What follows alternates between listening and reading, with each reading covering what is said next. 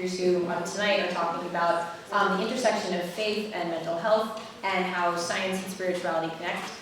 So we're really excited again to have all of you guys here. Just a couple of logistics. Dr. Addy's going to introduce himself, and then we're going to be doing like a moderated Q&A type of thing. So we have a link on the next slide after this one, which has a QR code to a Slido, and that's a website where you guys can go and anonymously write your questions. So you can scan the QR code with your phone, go to the website and put up any questions you have, and I'll be getting them on my phone and looking through them. And you can also upvote questions if you're more interested in hearing about that question. So yeah, make sure you scan that out. You can put the questions in at any time.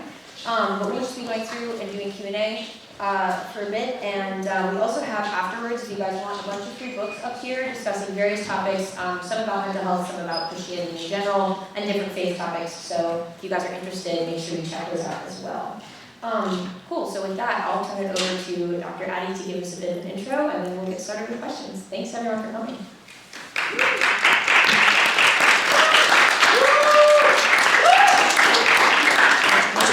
Yes, I can hear the reverberation. Good to see everybody. How are you all doing? Good. Oh, wow. That was a little weak. Can we try that one more time? How are you all doing? Yeah. We'll keep things warmed up as we go along. And that was Tuesday night. I don't know if you all have been in class all day, but I have heard that some of you have had classes in this room. The vibe's going to be a little bit different tonight, so hopefully that'll be a good thing. Not to say the classes are bad, though. So I thought I'd just give you a little bit of introduction, just to kind of let you know the different types of things that I do, so I can hopefully help with the conversation as we delve into the questions and things like that. But I know that we have an excellent student moderator too, so I have no concerns there. But just by way of introduction, so my day job, as it were, I'm a neuroscientist and professor at the Yale School of Medicine. I've been there since 13 years since 2010. I actually did my PhD at Yale too, so coming up on about 18, 19 years in total, which doesn't sound right. I know some of you are already like, that's where all this grade came from. But there, so I basically run a research lab in the psychiatry department, and also have a joint appointment in cellular and molecular physiology. Basically what we do in my research team is just try and understand the basic biology of addiction, depression, and anxiety. Most of this we're doing in basic biology, so using rodent models to look at different behaviors, but also understand what's happening in the brain. My lab has doubled in size over the last year, so I actually have 13 people in the group, which is a little bit wild for me to think about since we started with 2, but definitely been thankful for that growth. Some undergraduates, some grad students, and then some folks who have gotten their PhDs or doing postdocs and some research scientists. So that's kind of the research side of things. I also have a role in our dean's office, so the Yale School of Medicine. I'm the director of scientist, diversity, equity, and inclusion within that role. So basically, I just work with our basic scientists are PhD researchers from underrepresented backgrounds. We have 28 different departments in the School of Medicine, so it's a large reaching position there, but I've been able to kind of step into a lot of diversity, equity, and inclusion conversations. I've also been fortunate to kind of do that across campus over the years. So a few years ago, we actually had a big initiative through our main campus office that actually started Belonging at Yale initiative. So that was really kind of helpful to kind of see how things work across the entire campus. I've done some things with our graduate students over the years. We have what was known as the collective, but it was a kind of a basic science group for our grad students who had different people, different professors kind of come in and talk about their experiences, especially as underrepresented minorities on the college campus. So that's one component of what I do.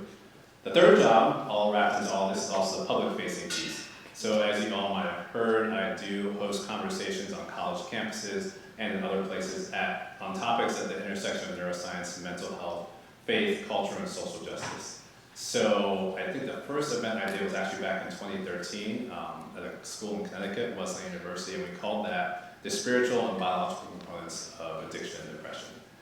So it was hosted by the counseling services. I was there to speak as a scientist. I also had a clinician who was there who spoke from his perspective. That was really nice just to kind of hear what you all are kind of going through on a day-to-day basis from your perspectives as students. And we've really continued that over the years. In 2018, we hosted a town hall conversation at Yale. We invited a hip-hop artist and best-selling author to join us, Lecrae, and basically had just an open town hall conversation with folks across the campus. So undergrads, grad and professional students, we had administrators there, again, talking about neuroscience, mental health, faith, culture, and social justice. And it's really neat to see the way that people just kind of opened up in that conversation. Some of the undergrads that came to that said that that was the most powerful event they'd been at since they've been on campus.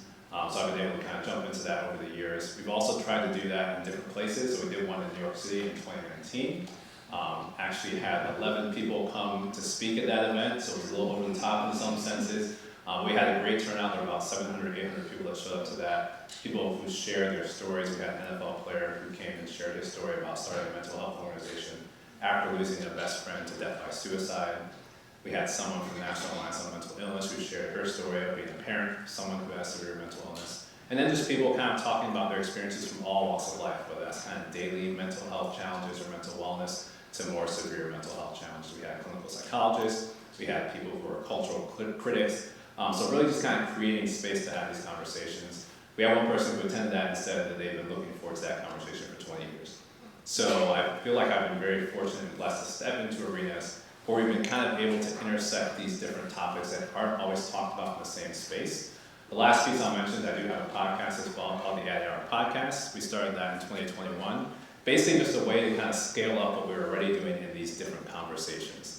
And same thing there, we've tried to throw a lot of different things in together. Sometimes we'll pair a neuroscientist with a hip hop artist or a political pundit with a clinical psychologist. So, conversations that you wouldn't necessarily have in the same room. We've talked about aspects of mental health in the military.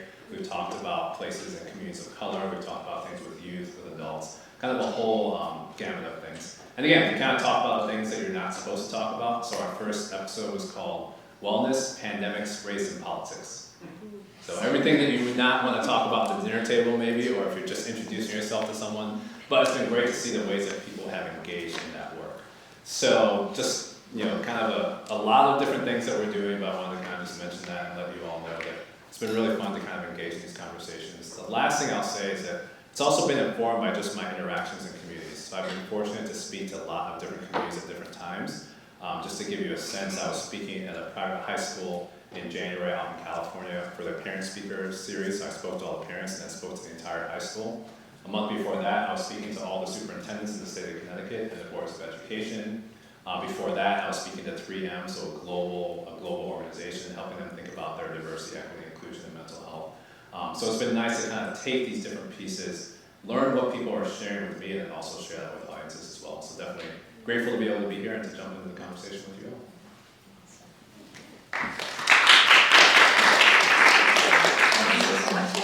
Right there. Yeah, this would be a really casual format, but you've spoken in a lot of really non-casual, very formal settings. So, wow, that was really cool to hear about all of your expertise. So you guys feel free to put questions up, anything you have, but we're just going to get started with a couple ones that we have here. So just to start us off, the term mental health has become kind of a bit of like a buzzword. Like it's pretty commonly used nowadays. Like some of my classes even have a section in the syllabus, I don't know if you guys have this, but like a mental health section. And it says like a bunch of lists of resources for students if you're stressed. So this is kind of a term we throw around a lot now. And I was curious what your thoughts are on this like societal shift in recognizing mental health challenges. Because a lot of people have different opinions on like whether this is a good thing, whether we've swung too far and are becoming too sensitive to people's like feelings, or if we're creating sort of like a negative feedback loop that contributes to mental health problems instead of fixing them. So I was wondering like what your opinion is on this, if there's research being done into this phenomenon, anything like that. Yeah, that's a great question, or I should say questions. Yeah, that's all, I'm sorry. That's home territory because I do that all the time. So much so that people will be like, can you repeat that and just ask me one first? But so I think all those topics are definitely important. So I would say in general, I think it's good that we're talking more about mental health because for too long it's kind of been pushed under the surface where people don't have the space to kind of engage in those conversations. So, I mean, the awareness I think is really critical because a lot of times if someone's struggling, people are often struggling in isolation and then they don't have room to talk about that or they don't feel like anyone else can kind of acknowledge or understand what they're going through. So I think that's really important. I will say sometimes people do wonder if it's swinging too far in one direction in terms of like, are we oversensitizing people and things like that? I don't think that's the case, but I think we still have to kind of be careful with our terminology. So one thing that a lot of people talk about is like how casually we use the word depressed. It's like, oh man, I feel really depressed today. Which is understandable because people are voicing their feelings, but then that can also be difficult if someone truly has clinical depression and then people aren't able to catch that and take it seriously. So I think we have to have some way of differentiating the two and still giving space for some of those. But again, I think it's important that we actually just acknowledge in the conversation in the first place because it's been something that's been kind of pushed aside for too long. Got it. So that maybe leads us into this idea of like, what is the difference between mental health versus mental illness? Like the general term of mental health, if you have a definition that you use for health versus mental illness, and also how our society like approaches both concepts. Yeah. So I think mental health, I think of pretty broadly, and also put that in the mental wellness category, which is something that we all have to like take care of in terms of day-to-day basis. I mean, I think the pandemic itself was also a very helpful exercise in a way, not that it was a good thing, but there were good things that came out of it. Because I think a lot of people had more of an understanding about how we can all have anxiety at some point, like along that spectrum, whether that's just general anxiety situation or clinical general anxiety. So a lot of things like with anxiety, a lot of times it's a mindset too of just not knowing how to navigate through uncertainty. So I feel like the pandemic itself showed a lot of us that when we can't predict what's happening next, it becomes very difficult to kind of plan for the next day. So more people were kind of able to relate to that feeling of like, I don't know what's coming next if I don't set regular patterns for myself. Like everything's just going to feel out of whack, and people you can't concentrate, you can't get as many things done. I mean, I was doing a lot of virtual talks during the pandemic, and every time I would talk about those things, everybody would be like, I had all these expectations, and everything's so uncertain that I can't hit them. So everyone would get frustrated, they weren't hitting those expectations, and they'd beat themselves up about not hitting those expectations and trying it again. Then they'd feel frustrated, hit those expectations, fall short, and try it again. And just get stuck in this loop. So I had to share about my own experiences with that, and every time I talked about that, like every head in the Zoom thing everybody was nodding. So I think everybody could kind of understand, okay, maybe you gotta iterate and make a different set of expectations because I don't know what's coming next. So I think in that sense, that's how I kind of think about mental health and mental wellness. When it comes to mental health challenges, I think it's also important for us to realize that those things do exist, and they may be momentary, but they can also be long-lasting. So oftentimes when we think about things clinically, it's when it really disrupts like people's day-to-day activities. Like if I have so much anxiety I can't focus for days, weeks, and months on end, then not that you wait to that point, but that's where it's a time to really have an intervention in terms of seeing a counselor or talking to somebody or even just considering different types of other interventions as well. So have you noticed like a sort of societal approach or perspective being different between mental health versus mental illness, like people being more accepting of talking about wellness, talking about well-being, but a lot less understanding about actual mental illness and things when they become clinical? Yeah, I would say that's definitely true. And also I think it depends on the type of mental illness. So I think some mental illnesses we're more comfortable talking about, for instance, anxiety or depression. Others we're probably more uncomfortable talking about, like psychosis or schizophrenia, those types of things. So it also just shifts depending on how severe that is, but it's still very important that we have those conversations across the board. So continuing into like talking about conversations, do you think you can explain from like a neurological lens why therapy or even just like having conversations with other people is so helpful for mental health and mental illness and diagnoses, and like why voicing our feelings to others actually helps us work through them? Yeah, so I would say just in general, community is important. And I think that's another, I guess this theme has come up, like a lesson from the pandemic. Like it's very hard to do things in isolation. So just being in community with other people can actually help to just process and name. I mean, another part of it, as we talked about a little bit, is just actually acknowledging the challenges that exist. I think during the pandemic, people got much better about saying, this is hard, I'm having a difficult time, I don't know how to anticipate what's coming next. And so those are things that kind of help you move through. From a scientific standpoint, there's a lot of research that people have done, like just on the biology of community. And so one of the chemicals and hormones that people talk about is oxytocin. So that's basically, I mean, a really reductionistic way. People used to talk about that being the love hormone. It's a lot more than that. It's actually something that was discovered basically around childbirth. So when the mom goes into labor, she releases oxytocin. But it's also important for like the bond that forms between mother and child. But it's also important when people are actually together in community. You see oxytocin levels being released. Interesting thing, you also see it on sports teams. So like if people are in a group and have a common opponent, you see a lot of oxytocin being released. So it's this interesting dynamic. And there's also studies looking at like oxytocin release when people have pets and like how their dogs can actually increase levels of oxytocin. And it actually acts in our brain reward pathways. So to get to your point, not exactly saying how it works, but the fact that this oxytocin is released, it also can have protective effects in terms of how we navigate through stressful situations. So that's just one example of just the power of being in community and sharing life with other people can actually encourage us, which I think we all know, but there's actually some biology that backs it up as well. Thank you. So like sort of talking more about community, there's a number of like statistics and studies that have been done that show that like religion or having some type of faith group is beneficial to people's mental health. I was wondering if you have like thoughts on this and like the science behind this a little bit more. You talked a little bit about it, but maybe like religion specifically, like what is so helpful about a faith community? Yeah. So one thing I'll say even before answering that question is just to acknowledge that I think this is often in people's minds. The religion piece can definitely go two ways.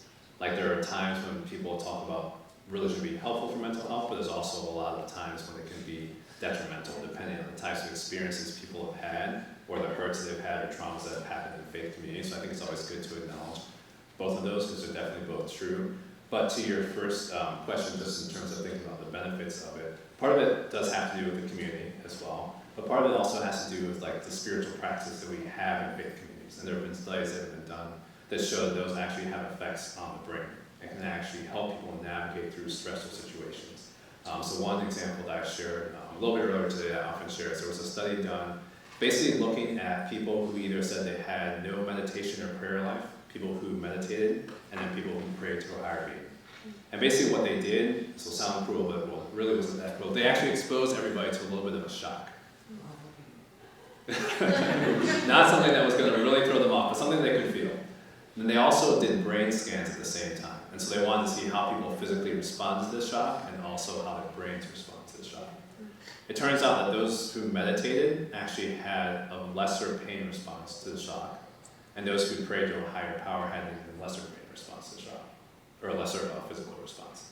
They also looked at their brain activity. Those who meditated had more activation in an area in the brain, the prefrontal cortex, specifically the infralimbic prefrontal cortex, that regulates our emotional responses. And those who prayed to a higher being had even greater activity in that same region. So they were suggesting that those spiritual practices were actually impacting how people responded physically to pain and also how they processed the emotions with that pain. So that's just one example. I mean, people have looked at other things as well. I've also looked at what happens when you combine therapies with spiritual practices, and that actually has better outcomes as well. Thank you. That's fascinating insights. I know you've also researched into addiction a fair amount, and so there were some questions coming up about like spirituality and addiction and the intersection of that. I know one of the most famous programs for addiction, AA, sort of has like spirituality as a core, like choosing some type of higher power is like one of their core steps to overcoming alcoholism. So I was wondering if you have insight into how spirituality affects overcoming addiction and just that connection. Yeah, so I'll share a couple stories there too because I think it's a really important piece. And so yeah, there are a lot of groups like AA that do incorporate that. But I know that, so from a perspective standpoint, I think it's always good for us just to be open to what all those perspectives can bring. So I remember this was a situation probably about 6 years ago or so. I was giving a talk at Emory University, and not necessarily related to addiction, but there was a student who was studying neuroscience, raised her hand and said she had an aunt who was struggling with depression and anxiety, and she didn't know how to kind of help her aunt navigate through that, because her aunt kept being told that the only reason she wasn't getting better was because she wasn't praying hard enough. So there is power in prayer, but there's also power in all the other tools we can have as well. So she really didn't know how to engage that aunt because she was being told to be dismissive about a whole realm of tools that she could have access to. Now fast forward a few years, I was actually giving a lecture at Yale to the first year medical students actually talking about addiction and talking about what happens in the brain during craving and those types of things. And then someone raised their hand, probably alluding to AA, and was saying, oh, this is all well and good, but what are we supposed to do with people that think that a higher power can help them navigate through their addiction? So same issue, but just on different sides of the spectrum. So I share those stories to just say it's really important that we have to be careful not to be dismissive about different approaches. And so from the AA perspective, I think there's a lot of power in what they've done, and it's clearly been effective.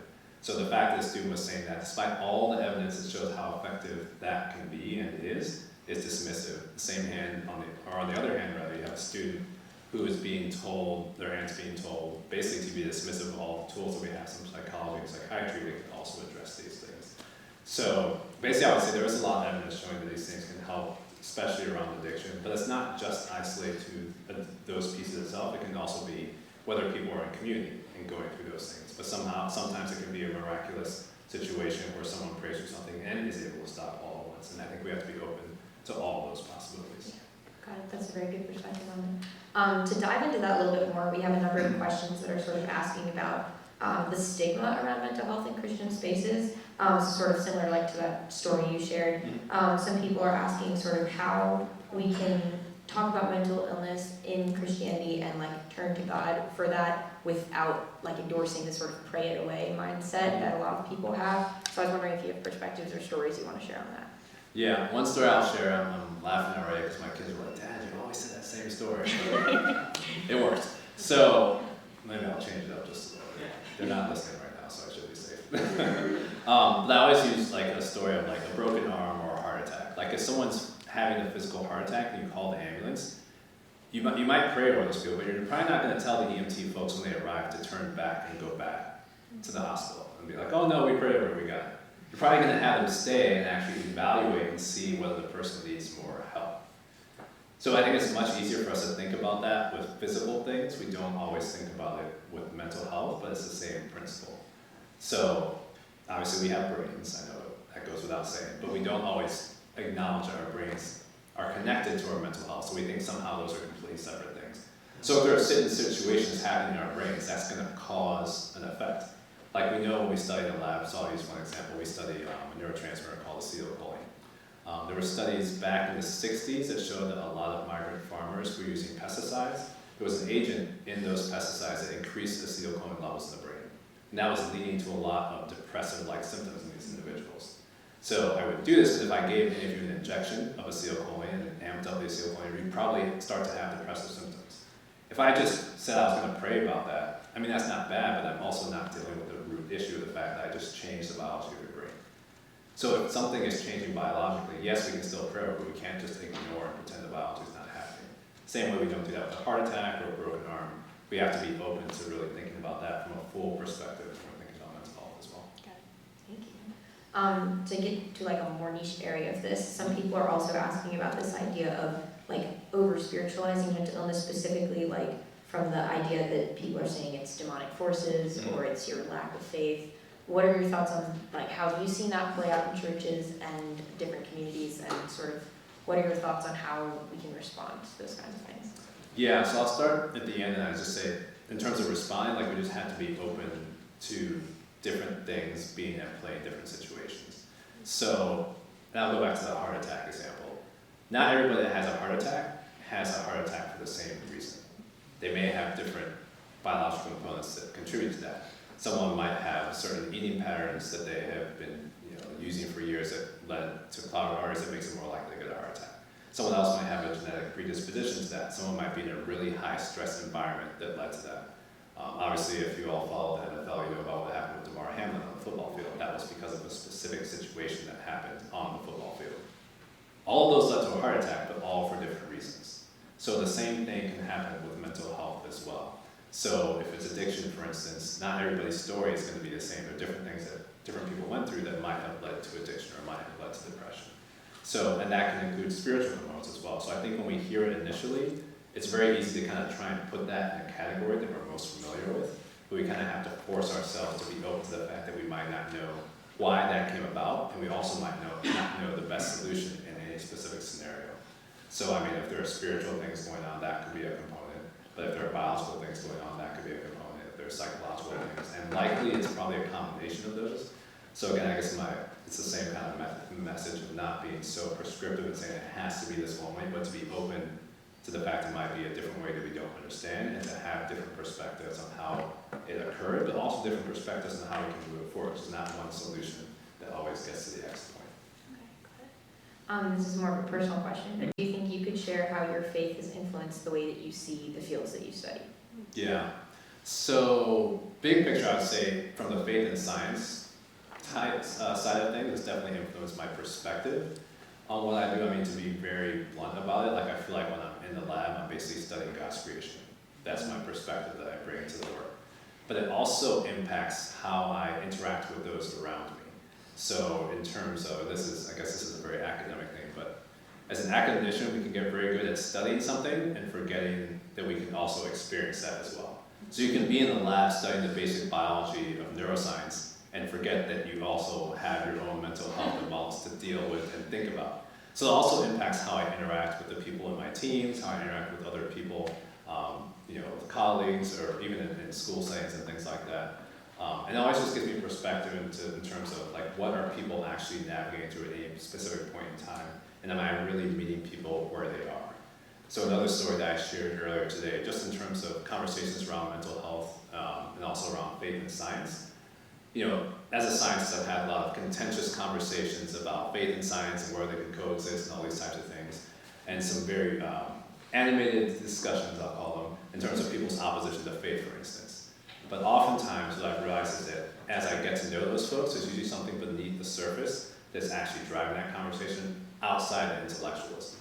So I think, you know, being on campus here, we can be very good at analyzing things, but sometimes we don't personalize it. So I feel like it has to be both of those together, and I usually try and pull both of those in the same space. This is a question specifically, sort of another personal one from the Slido, but it's asking, do you have a Sabbath / how has resting in Christ changed your heart posture towards mental health?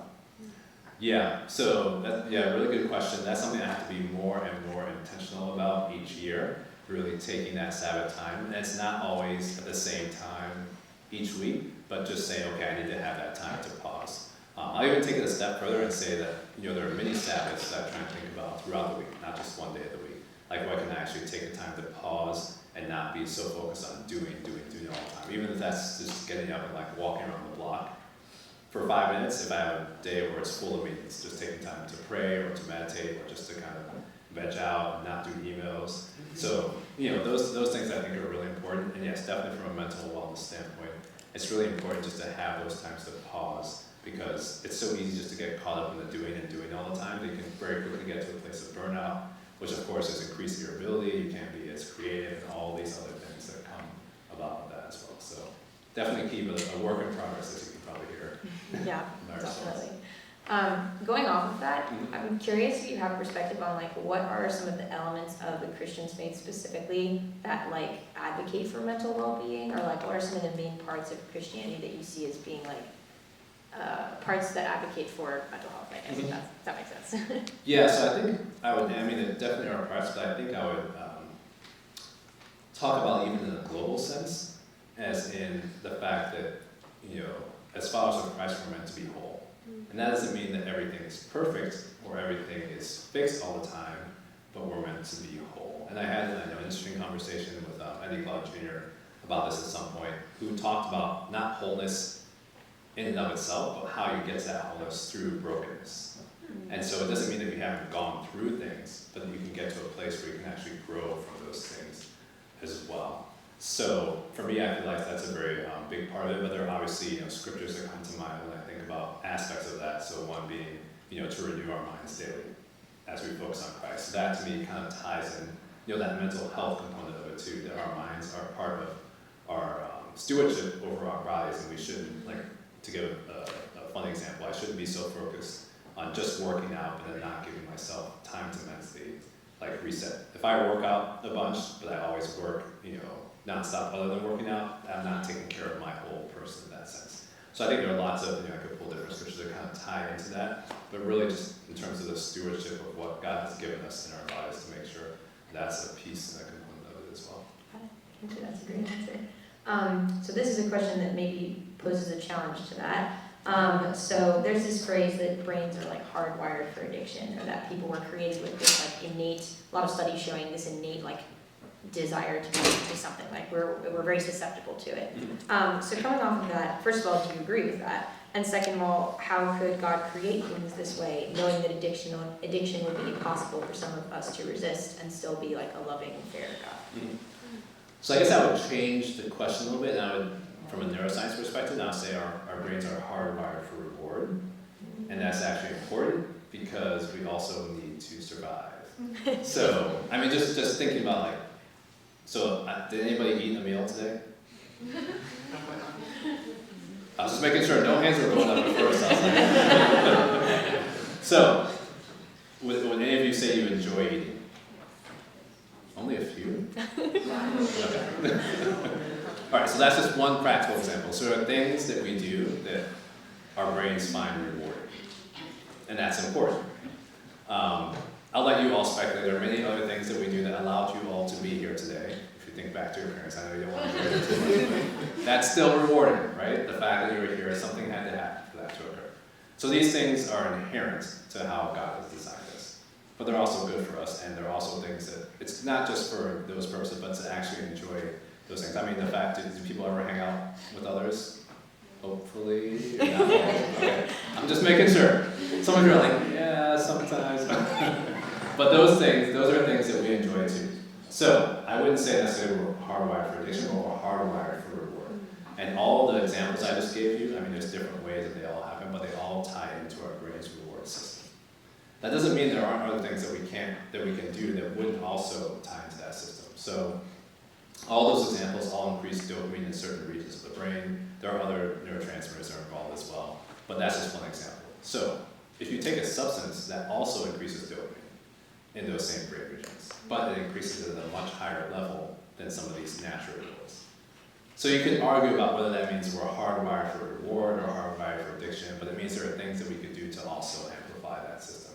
I would say, as human beings, there are always things that we can use for good or for ill. And so I would actually put that more on us in terms of how do we use the bodies and the brains that God has already given us. So in a sense, yes, you could argue that those addictive substances do actually activate those same areas of the brain, but that's not necessarily a good thing. I mean, not to make things too perverse, but you could also extend that conversation because certain people who've done heinous crimes may also find those things rewarding.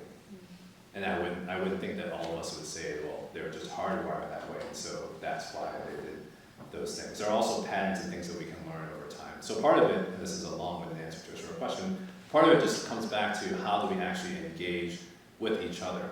Because aspects of what we do in community can also shift how we respond to those certain things, what our brain finds rewarding or not. And so I'm answering the question with more kind of data and speculation, but I just want to kind of put it out there in that way that it may be something we need to actually think about how we're defining that in the first place. Gotcha. I'm glad that you all do eat, by the way. This is going off of that a little bit, but just talking a little bit more about addiction and the fact that everyone kind of has some addiction at some level, regardless of what it is. Someone was asking if you have ideas about the best techniques to overcome addiction. Yeah. So before that, one thing I'll just acknowledge from the previous question too, just in terms of hardwiring, we do also have to acknowledge that there are different experiences that we can have, and there are different genetic situations that can make people more or less susceptible to things like addiction or depression. And so from that standpoint, those are things that are known. So people have looked at some changes in genes in certain populations that make people more likely to develop alcoholism if they drink, whereas others don't have that susceptibility. So there are those differences too, but then again, we still have to think about all those other components as well. But in terms of the addiction piece, it's one of those things that there's different things that work well for different people. For some people, may have a family history or that genetic predisposition where they know, okay, because of the experiences I've had or what I've seen, maybe for me I can have a glass of wine at dinner, or maybe for someone else they shouldn't.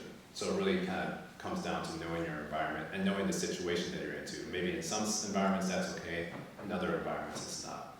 But sometimes it can mean changing the people that you associate with, if that's trying to work through an addiction. Sometimes people actually leave a specific environment, go to another environment for a period of months or even up to a couple of years, and that works well, and they come back to that environment. But then they also need to make sure that they're around different circumstances that don't cue or trigger that people like to use kind of some of those behaviors again too. Some of it, and sometimes again, people can just get into a certain environment where they can have people praying over them and encouraging them, and that's sufficient.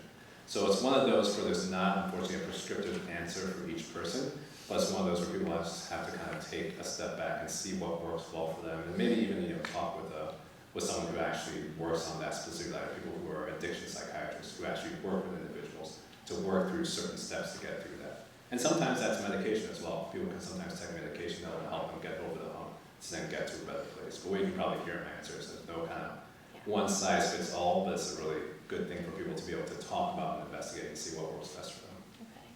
Gotcha, thank you. Another long answer. No, another short question. it was good though. So this question sort of relates to some of the things you mentioned about brokenness, another challenging question for Christianity. There's this concept in Christianity of thinking of yourself as a sinner and recognizing your brokenness. And I've heard people have objections to that from the mental health perspective, saying it's not healthy to think of yourself that way. I once, by myself, went down a Reddit thread, which I don't recommend doing, but it was a very long Reddit thread where there was a bunch of people who said they were all ex-Christians who left the faith and said that it had improved their mental health because they stopped thinking about themselves as sinful and just started living their lives. So this is a tough question, but I'm wondering what your perspective is on this and how you think that, like, that Christian perspective of recognizing our brokenness and being a sinner, how can that be a healthy thing? Mm-hmm. Or is it? Yeah, so I'll start a little bit further back and then hopefully get back to the question. I do think it's healthy that we've shifted how we talk about mental health challenges and how we label people, because within mental health we tend to talk about people as if their mental state defines who they are. So we do that with some other illnesses, but not all the time. Like when someone, this is an example my kids hate, but if someone breaks their bone, we don't say that's a broken bone person. You say they have a broken bone, right? But if someone has depression, we say that's a depressed person, or that's a bipolar person. So there's a whole different way that we care, or that's an addict. So even the language is different between those two. So I don't think someone would say, you're a broken bone person and you're a sinner, and then just like make the whole thing pejorative. It's much easier for us to do that around mental health. So I think there has been a healthy shift to say this is someone who's living with bipolar. That doesn't define who they are. And it also gives people hope, because I think a lot of times when people are navigating through mental health challenges, there's also a hopelessness that can come with that as well. People are told they're suffering, and that's going to change your perspective on how you approach your life. And people can be walking through or navigating mental illness and still have good mental wellness. At the same time, someone might not have mental illness, but have really bad mental wellness. So I know I'm sitting here at MIT, I know I'm a professor at Yale, I've been in a lot of environments where people are working 24/7 and have really poor mental wellness, but they might not be struggling with any mental illness at that time. Someone else might have a mental illness and be doing much better in terms of taking care of themselves because they're much more intentional. So I'd say from that standpoint, it's a little bit different than thinking about the sin aspect per se, but it is important for us to think about how we talk about these specific topics and to not either intentionally or inadvertently label people solely based on whatever mental health challenges they're going through, especially because it's so prevalent too. So I mean, this might or might not be a surprise, but 1 in 5 adults over the age of 18 is currently living with a mental illness. So if you think about just how you think about mental health, how you joke about it, how you talk about it, that's going to influence both yourself and people around you. And if someone's navigating through that, I don't think you want to carry around that weight thinking I just kind of stuck them in that same bucket again, or stuck myself in that same bucket again. So again, it doesn't fully get at the same question. I don't think it removes, so we can still acknowledge that we are, from a Christian standpoint, sinners, but there's also grace for that as well. We don't define our entire being. Hopefully people don't walk around the entire day saying, I'm a sinner, I'm a sinner, I'm a sinner. The same way you would say, I'm a broken leg, I'm a broken leg. You know, you get it. Gotcha, thank you. So a lot of things you talked about sort of outside of this conversation relate to social justice, and so this is a question more about like social justice and mental health, but do you have any thoughts on like how mental health plays out in systems, like with the way that police respond to mental health, or even schools like discipline students sometimes for mental health related or mental illness related issues? Like any thoughts on how you've seen that play out and just your perspective on it? Yeah, so there's definitely a lot there. I'll give just a few different examples. So some of it is definitely more, not even systems, but just thinking about culture and society too. So I know David Williams over at Harvard has done a lot of research on this, on the social determinants of health and how zip code actually impacts health outcomes. And one of the studies that he talked about during the pandemic was just the effect of Black and brown men and women being killed at the hands of police when they were unarmed. And he would basically look at a region of the country and found out that wherever that happens, in that region of the country, people of color in that region of the country were having negative mental health outcomes. People who weren't people of color weren't having those negative mental health outcomes. Not to say that others weren't affected, but if you think about that on a global scale, how people who are being affected by that are showing up in their school places, in their workplaces. If you're totally oblivious to that, you can easily say like, why are people just off? They don't seem to be focused, without acknowledging the root of the issue that's there from a mental health standpoint. So that's definitely been something I've been thinking about a lot. But it does come up in all sorts of types of ways. So I have a good friend who's a psychiatrist and a researcher at Duke who often talks about how this shows up in classrooms. So if you have let's say two boys in an elementary school setting who are both acting up, based on their race, they'll get put into different categories. Whether that's one that's considered some type of disruptive behavior from a person of color versus whether that's considered ADHD. from that. So, it really impacts how we categorize people. And it takes a lot to actually force ourselves not to get stuck in those biases and actually think about how are we looking at people and are we actually taking into account what they're actually going through to get to that place. And that also happens on the other end if someone's going through a mental health challenge and just being able to meet people where they are with what their experiences are and trying to have competency and cultural competency about their racial background, about their faith background, and how that might also impact the type of treatment that would work well for them. So there's lots of intersecting ways that all comes together. Yeah, well, that's fascinating, thank you. Very good question. So this goes off of that a little bit, but so a lot of the time, sort of like some of the studies you were mentioning about how certain traumatic events affect certain people, a lot of the time causes of mental health issues and struggles is some form of trauma. And so I was wondering if you could sort of like walk us through the psychology of processing trauma. I don't know if this is an area of expertise for you, but some of the like psychology of that and like what are the most like helpful techniques for people when it comes to working through trauma in their life. Yeah, so I would say it is actually a little bit outside of what I do. The one thing I can say is it's the fact that you posed a question is really healthy because there is a specific way that people actually do need to process the traumas. And also the other reason why I'm not sharing as much is because unfortunately sometimes people who don't have training in that still try and help people work through that and they actually make it worse. And unfortunately this gets back to the topic we had earlier about whether religion is beneficial or harmful to people. Sometimes in faith communities, some of the pastoral leaders, some have the training in counseling and some have gone through that. Some don't, especially when it comes to trauma. They're trying to help people navigate through it, but they don't actually know how to do that well, and they actually end up re-traumatizing people with things that have already happened. So I think in that case, it's really important to be able to take a step back and just find someone who specializes in trauma treatment, because there are specific things that can be helpful. And it also just depends on the individual. So you need someone who's really in tune to that, who kind of knows the best practices and knows how to help a specific individual navigate through that. So going off of that, this idea of like being concerned about, not being an expert and possibly causing somebody more trauma, how are we who are not experts, how do we go and help people who are struggling with their mental health? Like how do we even approach helping people in our society who we see struggling with this? Yeah, so first thing I would say is just giving people space to talk. So I think that's a huge piece of it. And I'm going to shout out Bonnie Andrews, who's standing in the back there. I didn't prepare him for this, but Bonnie has done a lot of work. He's been in here in the States for a few years, but has done a lot of work in India with youth, and I think they've reached millions of youth. Just taking that first step to say, well, here's someone who has been trained just to listen, and how powerful that is to just have someone to listen and to walk through with you. So I think to your question, that's a really important part, just to be able to say, okay, I'm here to listen. And that's not, it sounds easy, but it's also being willing to listen without trying to give all the solutions right away. So I think sometimes for most of us when we listen, we think we're listening, but we're actually talking. Like we hear one thing, and then we go through our 5 solutions that we're trying to tell a person, and then people are like, okay, you're not listening, I don't want to continue this. So just being able to kind of start there and listen, and to be able to acknowledge that you might not have all the answers, and to just be available to say, okay, well, can I take you to go see someone if you want to go and talk to someone else? But that's also difficult, because you have to wait till the person is ready to have that conversation. So you don't want to try and push them to take them if they're not ready, but to kind of let people know, okay, I'm here for you if you need to have that conversation with me. The other thing I'll say, I know you didn't ask this in your question too, but specifically around suicide, that's one thing that's difficult for people. There's a myth out there that we often think that if we bring that up, that we're actually putting that into someone's mind.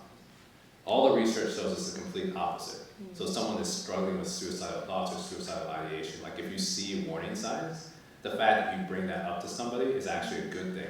Helps them feel seen and actually gives them a space to be able to follow through on that. So I just want to mention that as well, because it sounds counterintuitive, but a lot of evidence shows that actually will help people move through in a much more effective way. This is diving a little bit deeper into that, but do you have like any sort of research-backed things you would say to a person who's struggling with their mental health, and also like things you definitely shouldn't say? Like any thoughts in general, like the way we talk to people who are struggling?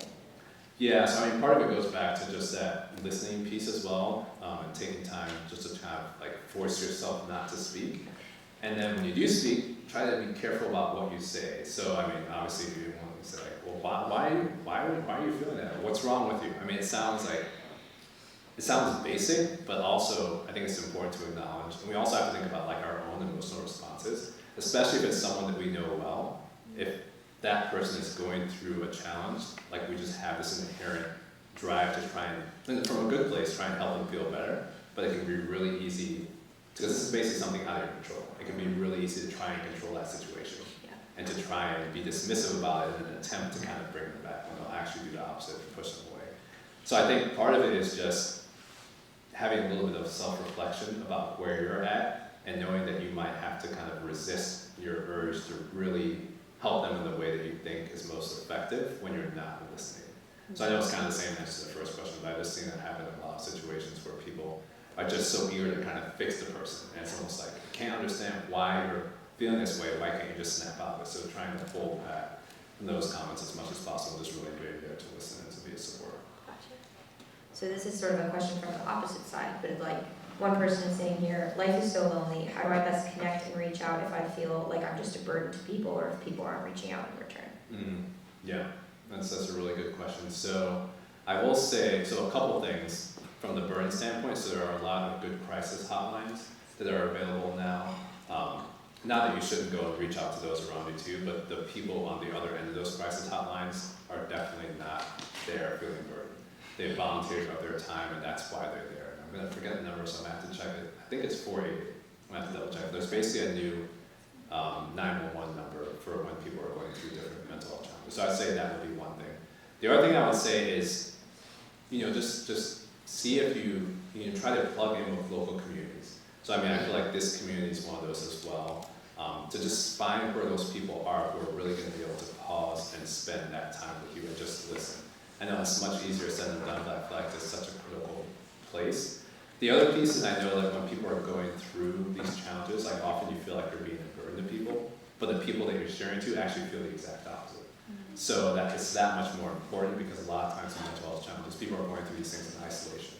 And it's really important to be connected with others. So as much as you can kind of push yourself to at least get beyond that and at least try to talk to somebody or even call them a hotline, it's really important. Thank you. This is a bit of a challenging question, but it asks, can you have total healing from mental health conditions without spirituality, or is faith a key element for complete healing? Wow. You talked about wholeness earlier, so. Yeah. I have to sit on that one for a little bit. I would say, I think that's a tough one. I'm not surprised, but. So I think the thing that I'm wrestling with is whether we really know. So I can say, so for instance, like just from a biological perspective or psychological perspective, there are certain things that we can do that can help people get to a better place and they can be quote unquote heal. The piece I'm struggling with is whether there's a spiritual component, whether we realize it or not. So I'll leave that nuance there. At the same time, I would say even with spiritual practices, some of those spiritual practices tie into things that we can also see in psychology. So I feel like a lot of those things are working together. So I know I can't say yes and no, but I'm going to say yes and no. That's great. So I was wondering if you could maybe share some maybe personal experiences of how you've seen the approach to mental health changing in church and Christian spaces. Maybe like things you've observed since being a younger student versus now studying this, and if you've seen that changing in Christian communities. I like how you phrased that, by the way. Younger students. Sorry. That was good. That was appropriate. So one thing I would say, I have heard it more from the pulpit, and not necessarily every pulpit that every church I've been to, but just talking with different faith leaders. So pastors who've told me that they've actually shared their mental health journeys in their congregations, and they've had people come up to them and feel validated and also ask them questions about how they navigated through. So I think that's been a definite shift. Because a lot of times I think a lot of people in faith communities saw the leaders as people who didn't have these struggles. And so it was almost as if, well, if they don't have these struggles, then I can have these struggles, and then I don't have any place where I should be able to talk about it. So I feel like that's changed. I think part of that has been for unfortunate reasons, as some faith leaders have died from death by suicide, and so that's also elevated the conversation in a lot of ways. So I've definitely seen that shift over time. But it's mixed because it's not across the board. There are definitely places where people are still resistant to that. And there are places where people in faith communities are also still resistant. Like people will make comments that, because they have a specific faith background, they can't get depressed, which just is not reality, but it's perspectives that people have. So there's still room for growth, and some faith leaders will have that same perspective as well. So definitely improvement, but definitely still room for growth. Okay, gotcha. We have some more questions sort of challenging religion and approach to mental health. Someone's asking, well, this is more of an apologetics question, but I'll give it to you anyway. You can feel free to answer or not. Couldn't God have just designed an inherently addiction-proof, depression-proof, survival-supporting brain chemistry? And why didn't he do this? Yeah. So I mean, again, that's my same usual example. You could also say he could have built us as, people who couldn't break bones. But so however you would answer that question, I would apply. Got it. I'll leave the apologize for a little bit later. Yeah, that is totally fine. Sorry, I'm going to look through these. No. People put a lot, and if you guys want to continue to upvote, that would be helpful too, so that the most popular ones get through. Let's see.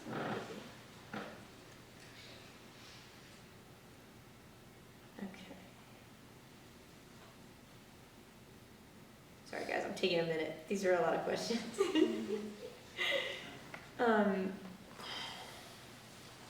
So some people are asking about this idea of like medication and medication versus using like faith communities or therapy or other techniques.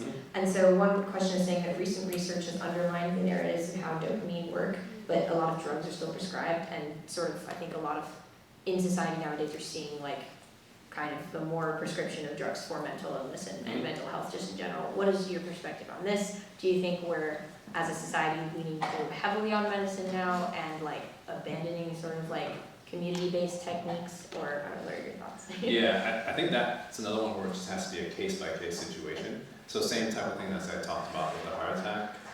Like different people need different treatments for heart attacks because they had different reasons they had the heart attack in the first place.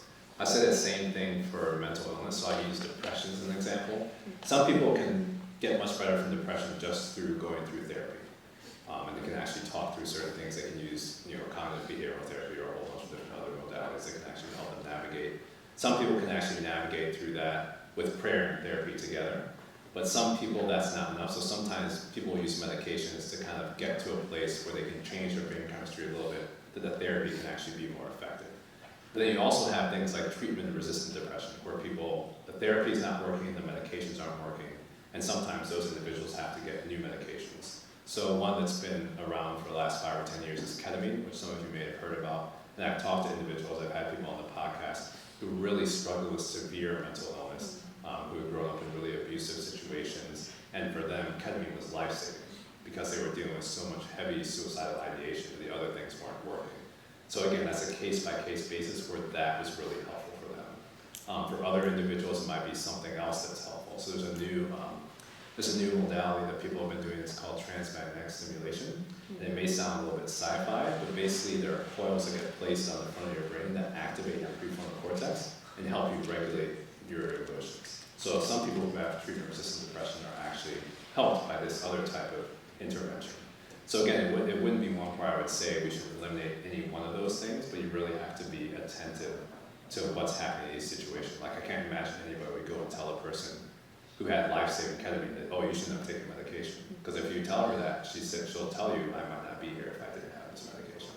And so it's easy when we're thinking about it, intellectually or theoretically, but when you talk to people who are going through these things and you realize sometimes it's a matter of life and death, then you really get to a place where you realize that you really just have to see what works best for that person and try to move forward.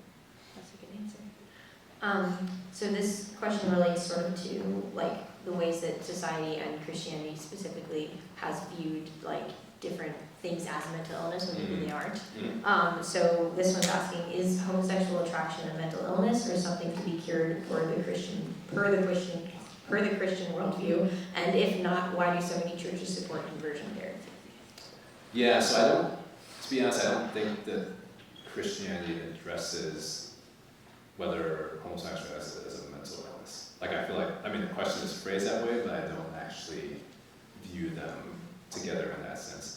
I will say, So I guess they'll be living more globally. In the same way we've been talking about just how do we actually approach people who are going through different situations. I think that's a great example of, do we just come into that situation just thinking in our heads what we think the ideal is, what we want to fix or don't fix, rather than listening to somebody's story and how they've gotten to that place.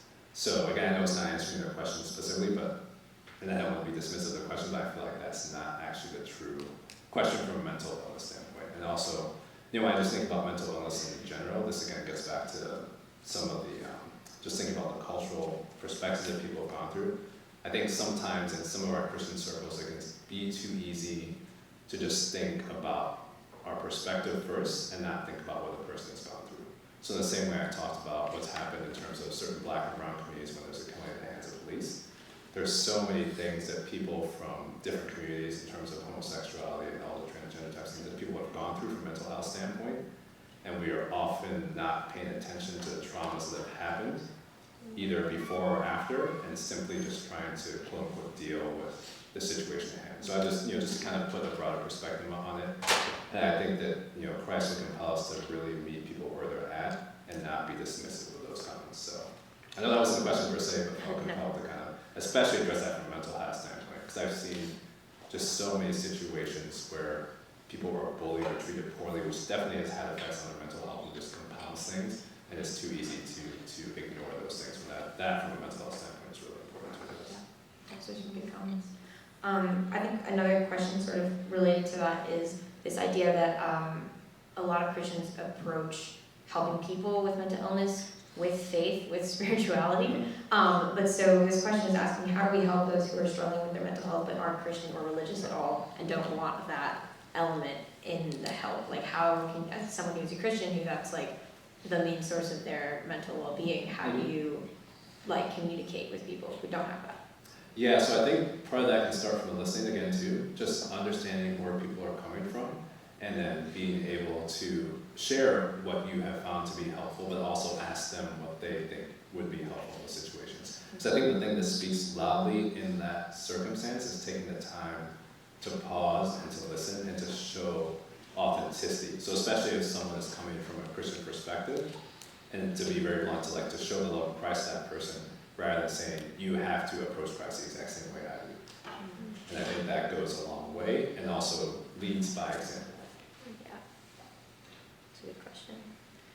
Here's an interesting one, maybe for you as a parent, this is a good question. How do you raise or nurture children to be aware of mental health while not burdening them?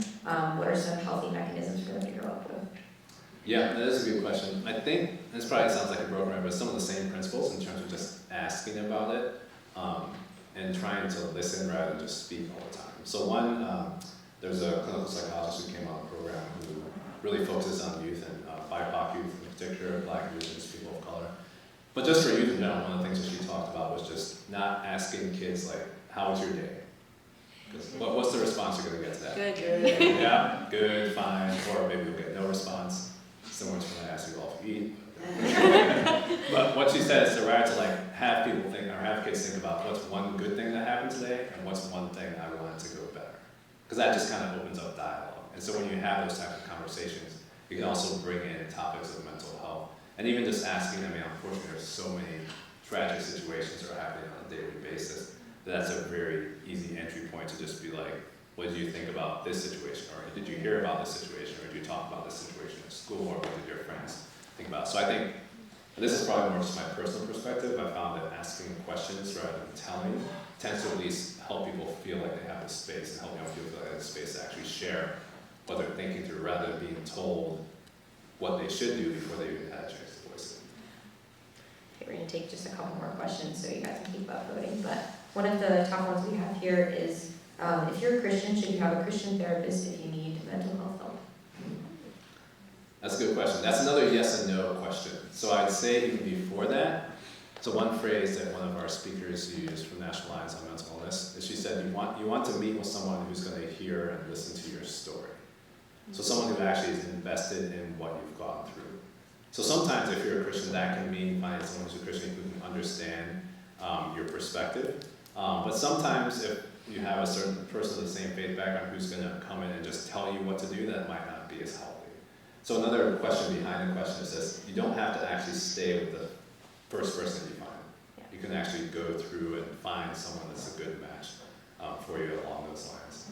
The one funny stat that I'll share, so this actually came up in one of the podcast episodes with a psychiatrist who's also a Christian. There's a lot of evidence showing that if you pair spiritual practices with therapy, that's actually more effective. The funny part about it is that those who don't have a faith background are actually more effective at helping their clients use both than those who do have a faith background. So you can speculate on why that might be. I have some ideas. I'm not going to share them now, but just to keep that in mind. So I'd say, again, it's one of those where it really depends on the person that you're seeing. So I think our last question is just going to be, and you can approach this from whatever angle you want to, but why is healing so hard, and how do we persevere through the journey of healing and deliverance? Wow. That's a good closing question. This is our final one, so. Why is healing so hard? So I'll approach it from different perspectives. So one, I would say that, we talked about wholeness, but in several ways we're still broken people, and there's things that we need to navigate and work through. So I think that creates both a challenge and an opportunity. I would say from a neuroscience perspective, one, we're just complicated as human beings. Our brains are also complicated, and we have a lot of experiences that we've gone through. So it takes a lot of effort and learning to get to those new places. I mean, again, things can happen miraculously, things can happen quickly, but in a lot of situations, there's a lot of things that we have to unlearn. So for instance, if someone's gone through a really severe trauma, their brain has learned over time. So let's say that trauma happened at age 15, and they're now trying to work through that at age 40. You have 25 years of things that their brains have done in terms of how they approach certain situations based on the trauma that happened, that impact that. So that leads to different changes and plasticity in the brain.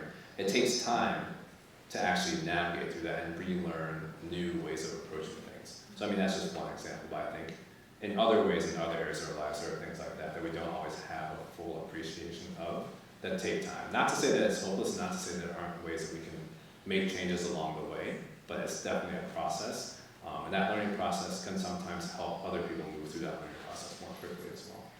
And I'll just add on to this, has studying all of this helped you to have more hope for healing in people's lives and healing related to mental illness, or what is your thought on that? Yeah, so I'd say both from studying and from the conversations that I have on the podcast, because so many of the guests come on and talk about things that give them hope. Some of it's working with young people, some of it's seeing what people are doing in terms of social justice, some of it's seeing how people are more aware of different backgrounds and faith perspectives and cultural competency. So a lot of people have kind of been sharing that. Some of them are saying they're getting hope just from the types of conversations that we're having on the podcast. So for me, it has definitely done that. And it's also helped me to think about how I do that in my own life and how I can share that with others. But then just also seeing what a lot of you all are doing. I mean, the fact that you're having this conversation, we didn't have conversations like this in my younger years when I was on campus. That was a good thing. So that also gives me hope, because I think things are shifting along that trajectory. So. Awesome. Thank you so much for all of this wisdom you shared with us. I really appreciate it. Thanks so much.